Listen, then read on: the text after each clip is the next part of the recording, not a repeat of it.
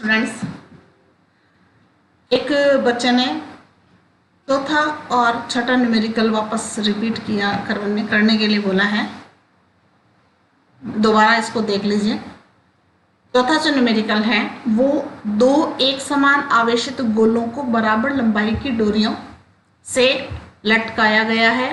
डोरियां परस्पर 30 डिग्री के कोण बनाती हैं। क्योंकि समान आवेश है तो दोनों में क्या होगा, प्रतिकर्षण बल होगा, और प्रतिकर्षण बल होगा तो वो एक दूसरे से दूर भागेंगी। अब वो एक ही बिंदु पर लटकी हुई है और दूर भागेगी तो निश्चित रूप से जहां से बंधी हुई है वहां पर कुछ ना कुछ एंगल बनाएगी, कोण बनाएगी। तो कितने का कोण बना रही है? 30 डिग्री का कोण बना रही है। क्लियर है? अब इसने कहा है कि जब 0.8 ग्राम प्रति सेंटीमीटर क्यूब घनत्व के द्रव में लटकाया जाता है तो द्रव का घनत्व कितना है? 0.8।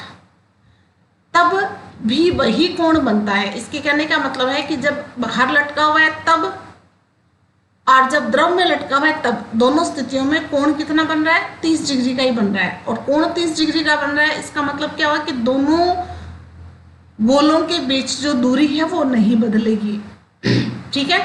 पदार्थ, गोले के पदार्थ का घनत्व कितना है, मतलब ठोस का घनत्व कितना दे रखा है? 1.6 ग्राम प्रति सेंटीमीटर क्यूब, जो कि द्रव से डबल है, द्रव का 2 गुना है। तब द्रव का परावैद्युतांक ज्ञात कीजिए। द्रव का हमें एप्सिलॉन आर ज्ञात करना है, माध्यम की विद्युतशीलता ज्ञात करनी है। ठीक है? इसके लिए हमने डायग्राम बनाया था और उस डायग्राम में हमने लिया था कि 2 गोले हैं और दोनों के बीच की दूरी क्या है? आर। हमने कुछ ऐसा सा ही डायग्राम बनाया था, वो पीछे आप देख लेना, पीछे डायग्राम बना हुआ है। 2 गोले लिए थे, उनको रस्सी से लटकाया था और बीच में 30 डिग्री का कोण बना था। ठीक है? वो 30 डिग्री पर थीटा ले लेते हैं कि थीटा कोण बना हुआ है। ठीक है? और या 2 थीटा ले लेते हैं और वो 15-15 डिग्री के हो गए थे। याद होगा, आप निकाल लेना, पीछे अपने नोटबुक में भी किया होगा। और उस एक गोले पर कितने बल लग रहे हैं? एक तो तनाव बल लग रहा है, जो ऊपर जहां से अपन ने उसको बांधा है वहां लग रहा है। दूसरा नीचे mg लग रहा है। ठीक है? और एक दूसरे गोले के कारण उस गोले पर एक प्रतिकर्षण बल लग रहा है जो कूलॉम बल को व्यक्त करता है। तो ये 3 बल लग रहे थे और उन तीनों बलों में से अगर अपन संतुलन की स्थिति देखें तो तनाव के अपन ने घटक ज्ञात किए थे। तनाव बल के घटक ज्ञात किए थे T sin थीटा और T cos थीटा। ठीक है? यहां तक क्लियर हो गया? घटक आपको पता है, जो T cos थीटा वाला घटक था वो नीचे mg को संतुलित कर रहा था। यहां देखिए, एक गोला ये है, दूसरा गोला ये है, और यहाँ दोनों कंडीशन अलग अलग दिखा रखी है मैंने समझाने के लिए। ये ठोस में जब बाहर लटका हुआ है और ये द्रव के अंदर लटके हुए दोनों गोले। ठीक है ना? एक गोला यहाँ है, दूसरा गोला मान लो यहाँ है, और यहाँ से ये बंधे हुए हैं। तो ये टी तनाव टी लग रहा था, जिसके अपन ने 2 घटक ज्ञात किए थे, T sin थीटा और T cos थीटा। ठीक है? नीचे ये mg लग ही रहा है और यहाँ ये कूलॉम का बल लग रहा है, जो Q² बटे एप्सिलॉन Q² बटे r²। Q1 Q2 बटे r² होता है, तो वो वाला सूत्र है। Q आवेश एक तो इसका है और दूसरा Q आवेश यहाँ जो दूसरा गोला और दूरी पर लटका हुआ था उसका है। बात समझ में आ गई? अब यहाँ इसका जो द्रव्यमान है वो मान लो m है। गोले का द्रव्यमान कितना है? m है। तो इसके नीचे की ओर जो भार लगेगा वो कितना लगेगा? mg लगा था। अब आपको मैं याद दिलाती हूँ कि हमने 11वीं क्लास में स्टोक का सूत्र पढ़ा था। ठीक है ना? उसमें एक उत्प्लावन बल पढ़ा था, आपको याद होगा। और यहां से उत्प्लावन बल का ही फॉर्मूला अपन यहाँ रिपीट करेंगे वापस। द्रव्यमान बराबर क्या होता है? घनत्व गुणा आयतन। तो इस द्रव्यमान की जगह हमने क्या लगा दिया? घनत्व इंटू आयतन लगा दिया। ठीक है? तो इस गोले का द्रव्यमान कितना है? m है। इसका घनत्व हमने कितना ले लिया? रो ले लिया। जो ठोस का घनत्व है जिसका मान कितना दे रखा है? 1.6 दे रखा है। v इस गोले का आयतन है। यहां तक मैं समझती हूँ, यहां तक ये क्लियर हो गया होगा। ठीक है ना? एक बल ऊपर लग रहा है, एक इधर। ये यहाँ जो बीच में T तनाव था, यहाँ डोरी बंधी हुई थी, उस तनाव T से हमने 2 घटक निकाले थे। डायग्राम पीछे बना हुआ है, मैंने वापस रिपीट नहीं किया डायग्राम को। और ये कोस घटक जो है वो mg को संतुलित करता है और ये साइन घटक जो है वो कूलाम्ब बल को संतुलित करता है। इस तरह से हमने दो समीकरण ज्ञात की थी, ठीक है ना। और यहाँ पर थोड़ा सा मैं चेंज करूँगी, वो न्यूमेरिकल अगर आपके नहीं समझ में आया है तो थोड़ा तरीका चेंज कर दिया, दूसरे तरह से अपन इसको समझ सकते हैं। हमने यहाँ पर m की जगह क्या लगा दिया, द्रव्यमान की जगह क्या लगा दिया, घनत्व गुणा आयतन। क्लियर है, इसमें मैं समझती हूँ कि यहाँ कोई प्रॉब्लम नहीं होनी चाहिए। उसके बाद t sine theta, t sine theta किसके बराबर होगा, k क्यू स्क्वायर बटे आर स्क्वायर के, और t कॉस थीटा किसके बराबर होगा, रो वी जी के। तो दोनों का भाग लगा दिया आपस में, t से t कट गया, k क्यू बटे आर स्क्वायर, k क्यू बटे आर स्क्वायर ये तो साइन वाला मान था, और रो वी जी ये कोस घटक का मान था जो अपन ने भाग लगाया। ये क्लियर है, t से t कट गया, साइन बटे कोस क्या बन जाएगा, tan बन जाएगा, और ये सूत्र निकल आया। इसको आप समीकरण 1 दे दीजिए। आ गया समझ में, कोई परिवर्तन नहीं, जो हमने पहले किया था वही है, केवल यहाँ m लिखा हुआ था पहले, उस m की जगह हमने क्या लगा दिया, रो v, जहां v क्या है आयतन और रो क्या है घनत्व। समझ में आ गया। उसके बाद अपन दूसरी स्थिति में आते हैं, जब इसको हमने द्रव में लटकाया। अब जब इसको अपन द्रव में लटकाएंगे तो क्या होगा, ये गोला क्या करेगा, आवेशित गोला जो है वो अपने आयतन के बराबर उस द्रव को हटाएगा। उत्प्लावन बल नाम आपने सुना होगा, 11वीं क्लास में हमने स्टोक के सूत्र में सीमांत वेग निकाला था vt, आपको याद आया हो तो। उस सीमांत वेग में अपन एक गोला लिया था, गोले को हमने द्रव में डुबोया था और सीमांत वेग vt का मान ज्ञात किया था, जिस पर 3 बल लग रहे थे, उत्प्लावन बल भी लग रहा था, श्यान बल लग रहा था और mg लग रहा था, आपको याद होगा, ठीक है ना। तो यहाँ पर अपन देखते हैं कि उस अगर संदर्भ में अपन इसको समझें कि इस गोले पर एक उत्प्लावन बल भी काम करेगा, ठीक है ना। अब चूंकि रस्सी से लटका हुआ है इसलिए श्यान बल तो यहाँ लगेगा नहीं, तो कौन सा बल लगेगा, उत्प्लावन बल लगेगा। उत्प्लावन बल कौन सा लगेगा, इसके गोले के आयतन के बराबर ये द्रव को हटाएगा और इसका जो द्रव्यमान है वो कुछ कम हो जाएगा। तो अब इस कंडीशन में इस पर कौन कौन सा बल लग रहा है, देखो टी कोस थीटा तो तनाव के कारण लग ही रहा था, ये टी साइन थीटा ये तो सेम पोजीशन इधर वाली है, नीचे mg इसके बाहर के कारण जो mg लग रहा था वो लग ही रहा है, वही रो वी जी लग रहा है। अब जो उत्प्लावन बल लगेगा वो कहाँ लगेगा, ऊपर की ओर लगेगा, और वो किसके बराबर लगेगा, इसके आयतन के बराबर लगेगा, ठीक है।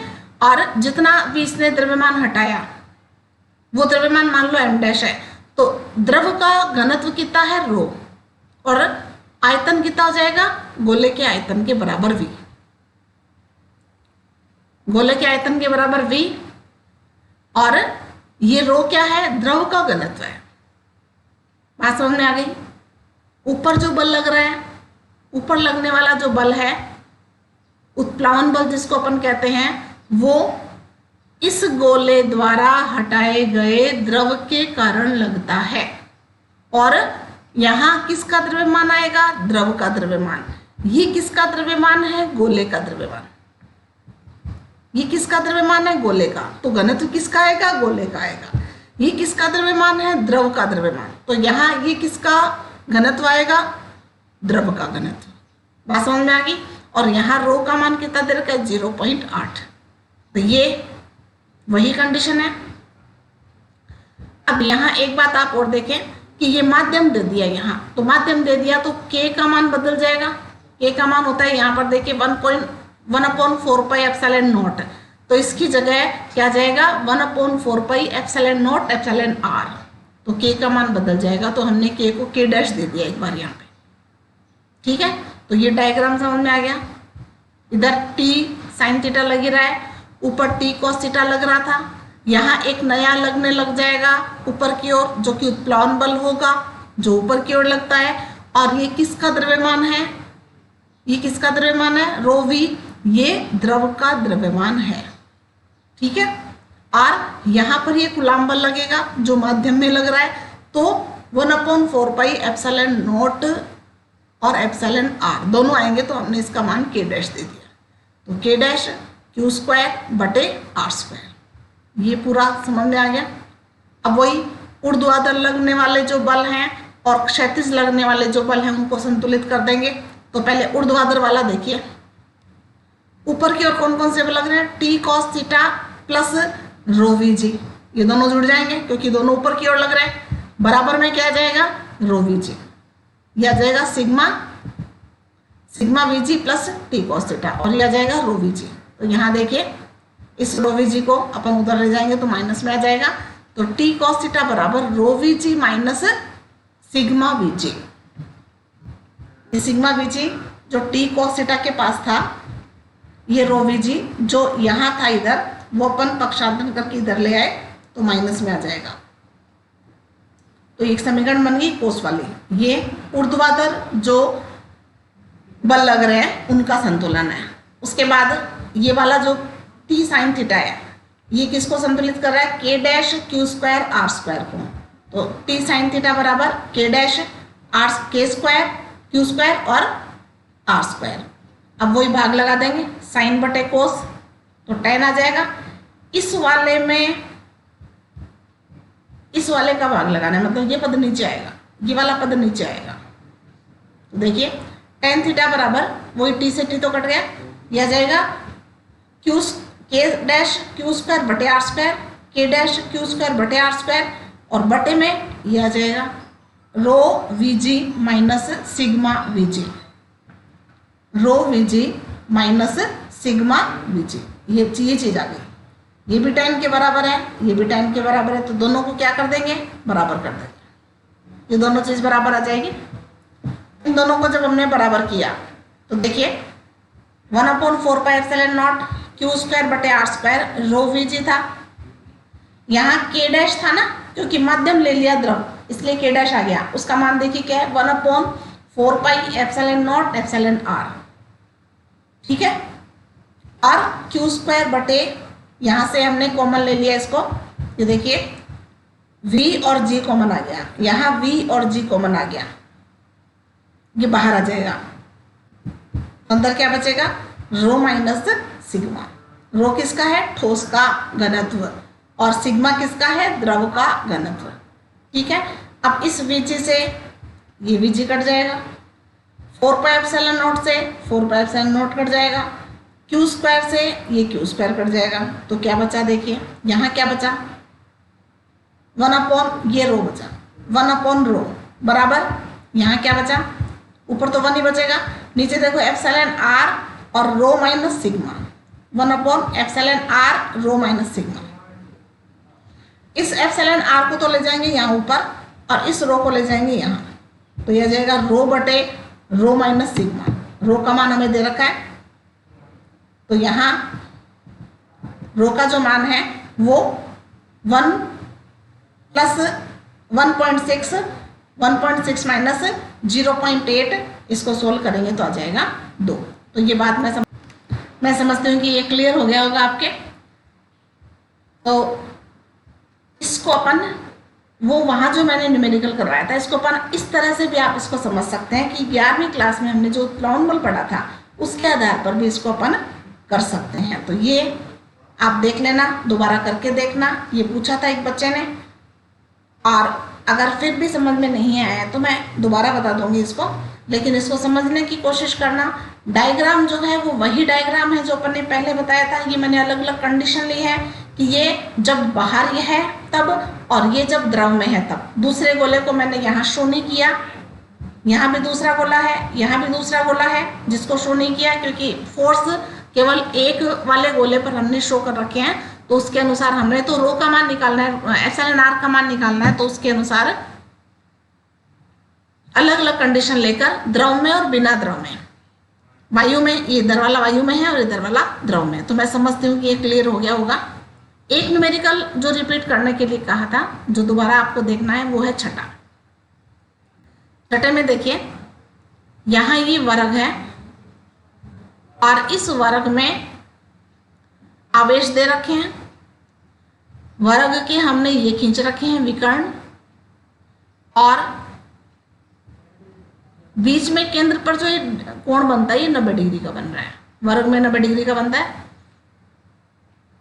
आवेश का जो मान है Q का मान वो हमें दे रखा है 0.02 माइक्रोकूलम। ठीक है, अब सबसे पहले हमें क्या करना है, केंद्र O पर, इस O पर हमें तीव्रता ज्ञात करनी है। सबसे पहला काम, तीव्रता ज्ञात करने के लिए सबसे पहली बात हमें चाहिए, एक तो आवेश चाहिए और दूसरा चाहिए हमें दूरी। क्यों? क्योंकि तीव्रता के लिए KQ/r² होता है, तो Q और R चाहिए हमें।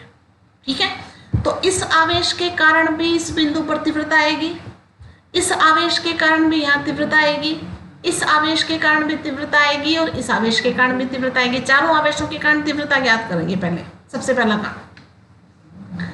तो यहाँ हम जो मानेंगे वो मानेंगे परीक्षण आवेश Q0, जो कि कैसी प्रकृति होती है, धनात्मक प्रकृति होती है।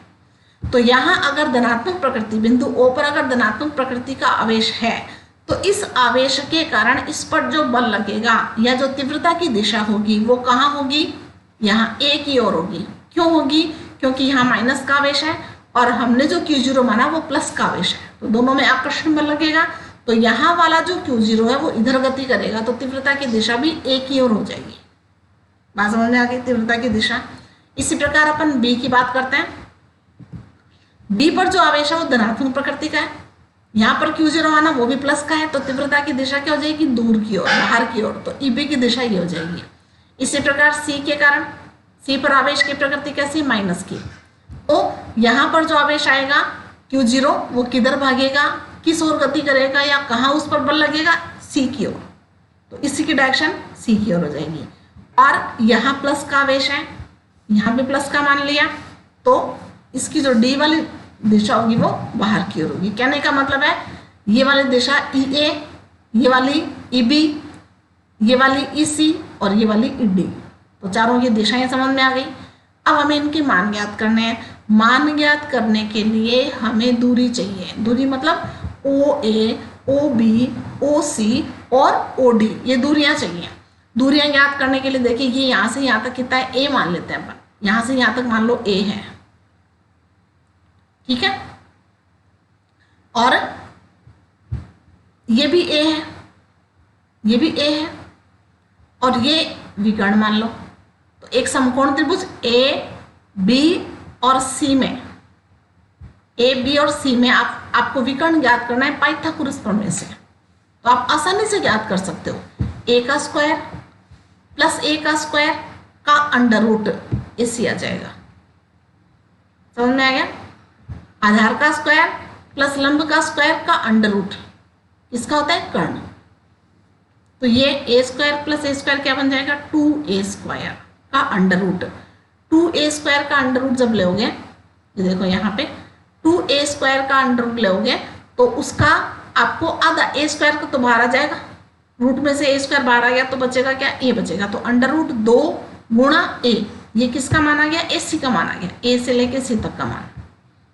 लेकिन हमें तो आधी दूरी चाहिए, तो इसका आधा कर दो, तो ये आधा कर दिया, यहाँ पे 1/2 कर दिया, 1/2 A under root 2। Under root 2 को 2 से आप हल कर सकते हो, 2 का मतलब होता है अंडर रूट 2 गुणा अंडर रूट 2, 1 अंडर रूट 2 से 1 अंडर रूट 2 कट जाएगा, तो यहाँ पे अंडर रूट 2 आ जाएगा। तो ये दूरी आ गई, दूरी आ गई तो आप तीव्रता का मान पता कर सकते हो। ठीक है, तीव्रता कितनी आ जाएगी, E बराबर, या आप सीधा यहां से तीव्रता ज्ञात कर सकते हो, KQ/r²।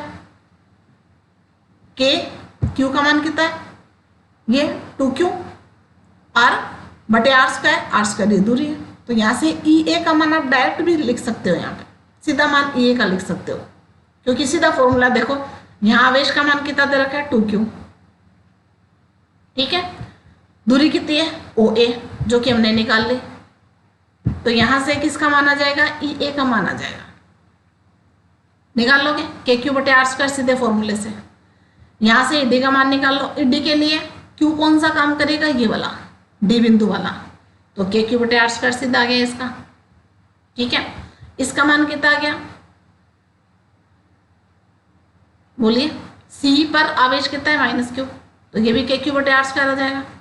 EB का मान 2Q है, तो 2Q K2Q/r² आ जाएगा, R सबके बराबर है। समझ में आ गया सबके? और यहाँ पर देखिए, ये वाली तीव्रता तो इधर है, ये वाली तीव्रता इधर है, तो दोनों को आपस में अपन घटा देंगे। एक ही रेखा में ना, संरेख की रेखा में, तो इसका जो मान आएगा वो और इसका जो मान आएगा वो आपस में घट जाएंगे विपरीत दिशा में होने के कारण। इसी प्रकार इसका जो मान है, इसका जो मान है वो दोनों आपस में घट जाएंगे। अब इन दोनों में से आप पता कर सकते हो कि ई ए बड़ा है या ई सी बड़ा है। ई ए बड़ा होगा ना, क्यों? क्योंकि यहाँ 2q आवेश है और यहाँ q आवेश है, तो ई सी छोटा होगा, आधा होगा लगभग। ये 2 ही होगा, देखिए यहाँ पे निकाला हुआ है, ये 2 ही आएगा और ये ई आएगा, इधर ये ई आएगा और ये 2 ही आएगा। ये क्यों आया? ये ईडी है ना, इस ईडी में डी पर आवेश कितना है? क्यू, आवेश कम है। ये किसकी तीव्रता है? बी बिंदु वाले की तीव्रता है। बी पर आवेश कितना है? 2 ही है, तो ये ईबी जो तीव्रता होगी वो ज्यादा होगी, ईडी जो तीव्रता होगी वो कम होगी। तो ईडी तीव्रता और इसी तीव्रता दोनों कम होगी। क्यों होगी? क्योंकि सी डी पर दोनों पर आवेश कम है, और बी और ए की तीव्रताएं ज्यादा होंगी क्योंकि यहाँ पर आवेश दुगुना है, तो तीव्रता भी दोगुनी होगी। समझ में आ रहा है? तो परिणामी तीव्रता एक तो यहाँ बचेगी इधर ई ए की दिशा में, दूसरा बचेगा ई बी की दिशा में, और दोनों के मान भी बराबर होंगे। ये भी KQ/R² आएगा, ये भी KQ/R² आएगा। तो यहाँ पर आप E का मान अलग से ज्ञात करके और फिर भी सॉल्व कर सकते हैं। ऐसे E का मान निकाल लिया और इससे निकाल लो, या आप अलग से सबके EA, EB, EC, ED चारों के मान अलग अलग निकाल लो और फिर दोनों का आपस में घटा दो, तो आप वैसे भी कर सकते हो, उसमें कोई परिवर्तन नहीं है। वो थोड़ा सा लंबा हो जाएगा, आपको स्टेप थोड़े ज़्यादा लेने पड़ेंगे उसमें, क्योंकि EA का मान निकालो, फिर EB का मान निकालो, फिर EB का, फिर आपस में उनको घटा के, और लास्ट में जो रिजल्ट निकलेगा वो ये निकलेगा, ये वाला निकलेगा कि ये वाला जो मान है इसका मान भी KQ/R² आएगा, इसका मान भी KQ/R² आएगा, और इन दोनों का परिणामी इनके कहीं बीच में होगा। तो ये परिणामी जो तीव्रता होगी इनके बीच में, यहाँ कौन सी दिशा में? O से लेकर इधर इस दिशा में, जो C से D की दिशा में होगी, इस तरफ ऐसे जो एरो का निशान जा रहा है ना, यहाँ से लेकर यहाँ इस दिशा में परिणामी तीव्रता की दिशा होगी। और सूत्र वही निकालना है हमें, E² + Q² + 2PQ cos theta. ये भी पुराना सूत्र है जो अपन ने 11वीं क्लास में पढ़ा था। ठीक है, तो P और Q दोनों के मान E दे रखे हैं। देखो ये भी E है और ये भी E है, तो दोनों के मान E है, तो P की जगह भी E लिखोगे और Q की जगह भी E लिखोगे। तो E² + E² + 2EE और cos 90 क्यों लिया? क्योंकि दोनों के मध्य कोण कितना है? ये 90 डिग्री है, इसलिए cos 90 का मान 0 है, तो ये पूरा पद 0 हो जाएगा, और E² + E² 2E² बनेगा, और ये आ जाएगा √2E। E का मान हम जानते हैं, पीछे अपन ने निकाला है, यहाँ से KQ/R² होता है, E की जगह E का मान लगा दो, और Q की जगह Q का मान लगा दो, और K की जगह K का मान लगा दो। तो ये आप सिंपल कैलकुलेशन ही आप कर सकते हैं। तो ये मैं समझती हूँ आपके समझ में आ गया होगा, और अगर समझ में आ गया है तो आप लिख कर भेजोगे कि हमारे समझ में आ गया या ओके, अन्यथा मैं इसको दोबारा समझाऊं। और आगे से जब भी कोई भी न्यूमेरिकल आ या कोई भी प्रॉब्लम पूछो तो उसमें न्यूमेरिकल के जो स्टेप हैं, कौन सा स्टेप, पूरा न्यूमेरिकल समझ में नहीं आता तो आप क्वेश्चन नंबर लगा दोगे, और अगर एक स्टेप मान लो आपके समझ में नहीं आया, उसके आगे वाला समझ में नहीं आया, तो आप वो स्टेप लिख कर भेजें। ठीक है, जिससे पूरा न्यूमेरिकल आपको रिपीट न करना पड़े। ठीक है, तो ये आप ध्यान रखोगे और इसको दोबारा करना आप। अब हम आगे अगला जो हमारा टॉपिक है वो अपन पढ़ेंगे गाउस के नियम के अनुप्रयोग। गाउस के नियम के जो अनुप्रयोग है उसमें पहला अनुप्रयोग है बिंदु आवेश के कारण विद्युत क्षेत्र की तीव्रता। ये परीक्षा में कई बार आ जाता है, 1 नंबर का भी आ सकता है, 2 नंबर का भी आ सकता है। छोटा सा डेरिवेशन है। गाउस का नियम अपन ने पढ़ा था, फाई बराबर सिग्मा Q/ε0, ये अपन ने पढ़ा था। अगर माध्यम की उपस्थिति होती है तो सिग्मा Q/ε मीडियम माध्यम में, तो ये अपन लेते हैं। गाउस के नियम का जब भी अपन अनुप्रयोग करेंगे, अब ये जो पहला अनुप्रयोग है और आगे अपन 5 या 6 इसमें अनुप्रयोग हैं, उन अनुप्रयोगों में गाउस के नियम का उपयोग किया जाता है। मतलब गाउस का नियम वाला सूत्र उसमें आएगा। ठीक है, पूरा मैं ऑल ओवर बता दूं आपको कि आपको स्टेप कौन से लेना है। पहला स्टेप है आपका कि गाउस के नियम के अनुप्रयोग, गाउस के नियम से हमें सूत्र लेना है। कौन सा सूत्र? फाई बराबर सिग्मा Q/ε0। दूसरा सूत्र में फाई का एक सूत्र और है जो अपन ने फ्लक्स की परिभाषा से पढ़ा था, वो क्या था, बंद समाकलन ई डॉट डी एस, याद होगा आपको, तो वो भी फाई के बराबर है, गॉस का नियम भी फाई के बराबर है। इन दोनों फाई को हमें बराबर करना है। पहला स्टेप क्या था, गॉस के नियम से फाई बराबर सिग्मा क्यू बटे एप्सिलॉन नॉट लिखोगे। दूसरा स्टेप क्या था, फ्लक्स की परिभाषा से फाई बराबर बंद समाकलन ई डॉट डी एस लिखोगे। क्लियर है, दोनों फाई के बराबर हैं तो दोनों को आपस में क्या कर दोगे, बराबर कर दोगे। और हमें लास्ट में मान किसका ज्ञात करना है, तीव्रता का, ई का मान ज्ञात करना है। सभी जो न्यूमेरिकल है उसमें ये 3 स्टेप ही आपको लेने हैं। तीनों स्टेप अगर आप याद रखोगे तो आप आसानी से इन अनुप्रयोगों को समझ सकोगे और आपको पता रहेगा कि हमें अगला स्टेप कौन सा करना है, जिससे आपके भूलने की संभावना कम रहेगी, आप भूलोगे नहीं उसको।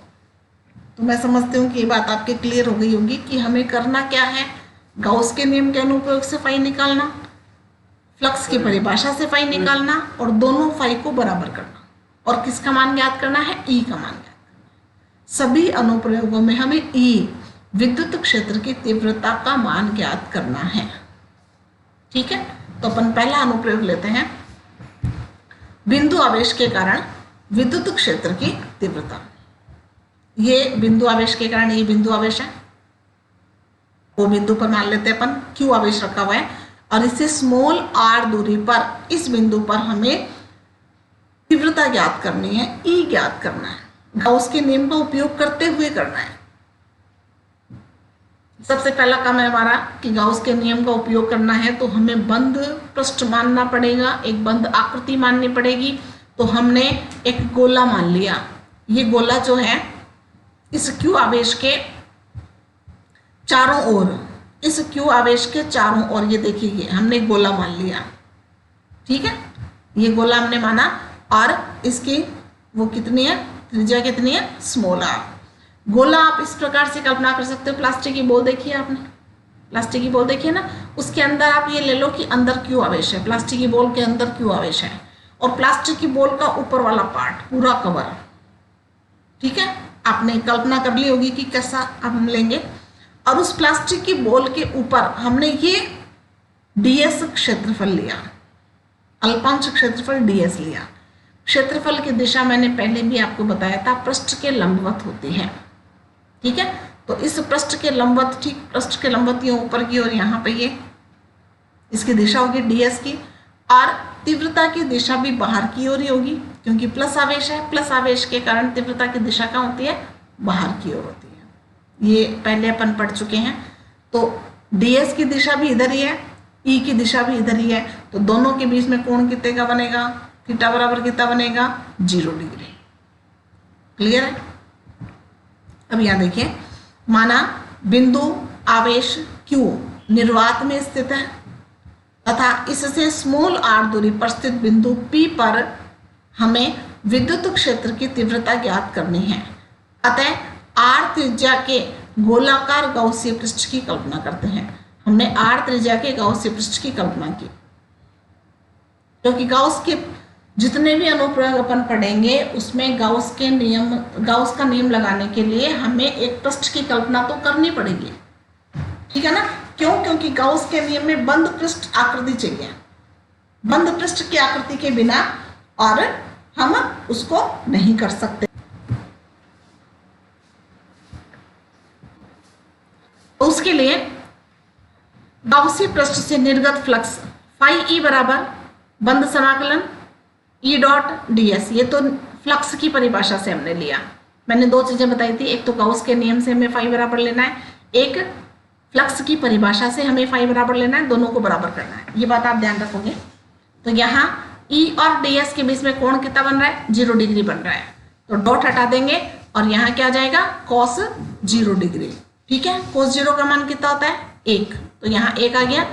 ई बाहर, ई हमने बाहर ले लिया, और ये बंद पृष्ठ, ये डीएस, ये पृष्ठीय क्षेत्रफल, ये पूरे प्लास्टिक का गोला जो हमने लिया है, माना है, या यहाँ आवेश के बाहर हमने जो पूरा एक कल्पना की है गोले की, उसका पृष्ठीय क्षेत्रफल कितना होगा गोले का पृष्ठीय क्षेत्रफल अपन जानते हैं, पूरे गोले का पृष्ठीय क्षेत्रफल 4πr² होता है। तो इसकी जगह हमने क्या लगा दिया 4πr²। तो ये समीकरण 1 बन गई, समीकरण 1 फ्लक्स की परिभाषा से, ठीक है। उसके बाद गाउस के नियम से, ये दूसरा बिंदु, पहला बिंदु कोई सा भी आप ये पहले समीकरण बना सकते हो, पहले आप ये लिख सकते हो, दूसरे आप वो लिख दो, कोई फर्क नहीं पड़ेगा। तो गाउस के नियम से हमें फाई बराबर लेना है, दूसरा विद्युत फ्लक्स की परिभाषा से फाई बराबर लेना है। तो दोनों हमने ले लिया, देखो समीकरण 1 और समीकरण 2 दोनों से हमने फाई बराबर लिया है। अब क्या करेंगे, समीकरण 1 और दोनों को क्या कर देंगे, दोनों को बराबर कर देंगे। तो दोनों को हमने बराबर कर दिया। सिग्मा क्यू का मान कितना है, क्यू ही है, क्योंकि हमने यहाँ पर देखिए क्यू आवेश ही दे रखा है, ठीक है। तो ये दोनों को मान को बराबर करेंगे तो ये E गुणा 4πr² बराबर Q/ε0। यहां से किसका मान पता करना है, तीसरा स्टेप, किसका मान पता करना है, E का। E का मान पता करने के लिए क्या करेंगे, इसका इधर भाग लगा दो, ठीक है। तो हमने 4πr² का भाग लगा दिया और ये Q/ε0 आ गया, ठीक है। 1/4πε0 Q/r², इसका मान क्या है K। तो यह E बराबर KQ/r², ठीक है। जब अपन यहाँ सदिश लगाएंगे, सदिश रूप लिखेंगे तो यहाँ r कैप लगा देंगे, क्योंकि मैंने बताया था कि सदिश रूप में लिखते हैं तब उसका एकांक सदिश उसके साथ आता है दिशा को व्यक्त करने के लिए। अब K कांस्टेंट है और Q कांस्टेंट है, दोनों नियत है। तो तीव्रता किस पर निर्भर कर रही है, दूरी पर, r पर। और किस प्रकार निर्भर कर रही है, वर्ग के व्युत्क्रमानुपाती होती है। जो तीव्रता है वो दूरी के वर्ग के व्युत्क्रमानुपाती होगी। देखिए ग्राफ हम बना सकते हैं, तीव्रता में और r में ग्राफ बना रखा है। और ये जैसे जैसे तीव्रता का मान कम होगा दूरी का मान बढ़ेगा, या जैसे जैसे दूरी बढ़ेगी वैसे वैसे तीव्रता का मान कम होगा। तो इस आरेख को अपन समझ सकते हैं यहाँ पे। तो ये आप दोबारा पढ़ोगे और वो न्यूमेरिकल समझ में आया या नहीं वो आप मुझे लिखकर बताओगे। और ये न्यूमेरिकल के अलावा जो गाउस के नियम के अनुप्रयोग पढ़ रहे हैं, ये जैसे जैसे अपन पढ़ रहे हैं वैसे वैसे आप नोट्स में लिखते जाएंगे और इनको साथ में रिवाइज भी करते रहना, जिससे आप इनको रेगुलर पढ़ सकें। आज के लिए इतना काफ़ी है, धन्यवाद।